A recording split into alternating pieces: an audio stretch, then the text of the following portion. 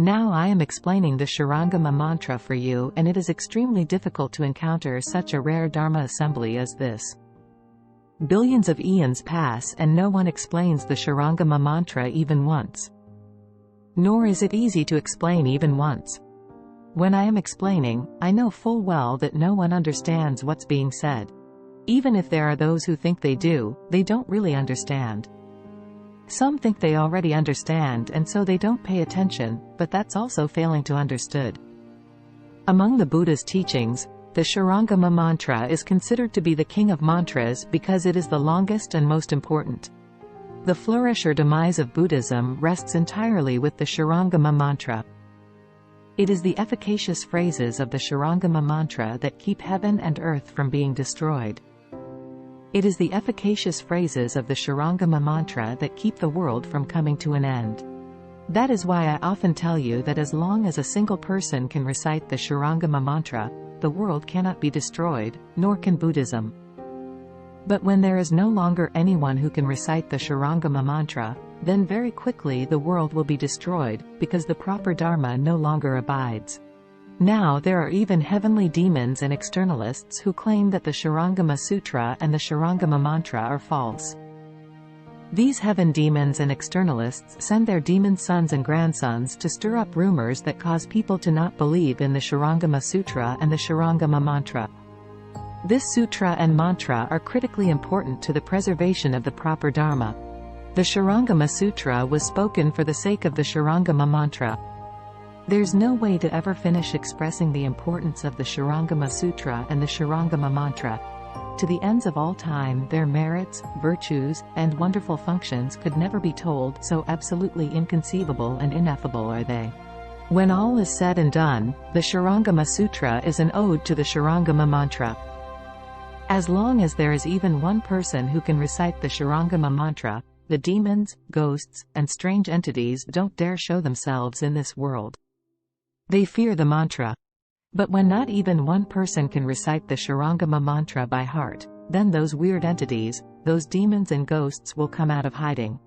Depraved and up to no good, they will not be recognized by most people. At this point in time, since there are still those who can recite the mantra from memory, those malevolent beings haven't made their appearance yet. And so, if you want to keep the world from being destroyed, quickly learn the Shurangama Mantra and read the Shurangama Sutra to keep the proper Dharma in the world. Today the explanation of the Shurangama Mantra is beginning. The word, Shurangama, translates as, ultimately firm and strong. The entire title of the Shurangama Mantra is, Great White Canopy of Light Dharani Mantra, Mohi Sa Dan Tuo Bo Da La Tuo Lo Ni Jo. It is also called, Brilliant Buddha's Crown, Great White Canopy of Light, Unsurpassed Spiritual Mantra. The Buddha's crown refers to the transformation Buddha atop the Buddha's crown. There is no way to conceive the subtle wonder of the mantra. The content of the Shurangama Mantra subdues heavenly demons and controls externalists. Every line, from beginning to end, is the Buddha's mind-ground Dharma door. Each line has its own function. Each possesses its own esoteric wonder, and each is endowed with incredible power. The recitation of a single word, a single line, a single assembly, or the recitation of the entire mantra causes the heavens to vibrate and the earth to tremble. It's said that heaven and earth are shocked, the ghosts and spirits wail, the demons keep a wide distance, and mountain and river sprites hide away. That brilliance at the Buddha's crown represents the power of the mantra that can dispel every sort of darkness and that enables people to amass all kinds of merit and virtue. If you can accept and uphold the Shurangama Mantra, then you will definitely become a Buddha in the future. You will certainly attain the unsurpassed proper and equal right enlightenment. If you continually recite the Shurangama Mantra, then you can get rid of your karmic obstacles from last life and all past lives. That's the incredible function of the Shurangama Mantra. Mohi is Sanskrit and means great. The substance, appearance and function are all great. The substance is said to be great because it pervades the 10 directions. The function fills up empty space and reaches throughout the Dharma realm. And the appearance, well, there isn't any appearance. You can say that it neither has any appearance nor lacks any appearance. The function also doesn't really exist, yet there isn't any place its function doesn't reach in all of space and the Dharma realm. That's a great function, a great appearance, and a great substance. Pervading the 10 directions, exhausting the limits of space, and filling the Dharma realm is the meaning of Mo-hi. Sa Dan Tuo, also Sanskrit, means white, and represents purity and lack of defilement. Pure white Dharma is devoid of filth. The Shurangama Mantra is pure white Dharma. Bodhala is also Sanskrit and translates as canopy. Canopy is an analogy. This canopy provides shelter for those with myriad virtues. The function of this canopy is to protect those endowed with virtue and those practicing virtuous conduct, meaning anyone who encounters this mantra. Those lacking virtuous conduct won't have an opportunity to meet with this Dharma. It said, "The three lights universally illumine, permeating the three forces. In all this world of Jambudvipa you may not come upon it. Only those with great virtue and great goodness will attain it. Those lacking virtue and goodness just won't understand it." The three lights universally illumine, permeating the three forces.